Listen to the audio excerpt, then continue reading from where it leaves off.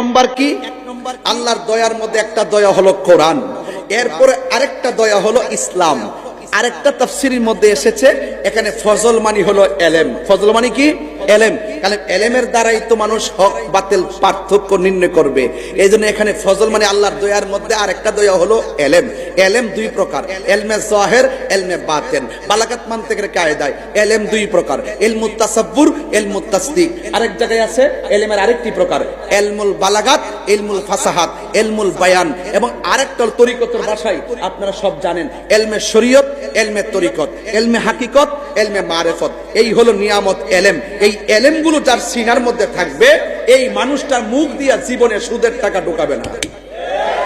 কথা বলেন ঠিক না বেঠিক? তাহলে এই জন্য আপনাকে এলেম জানতে হবে। Knowledge is power. আপনাকে নলেজ অর্জন করতে হবে। এই নলেজ অনেক প্রকার আছে। আপনি যদি সত্যি করতে আল্লাহ এবং রাসূলের মহব্বত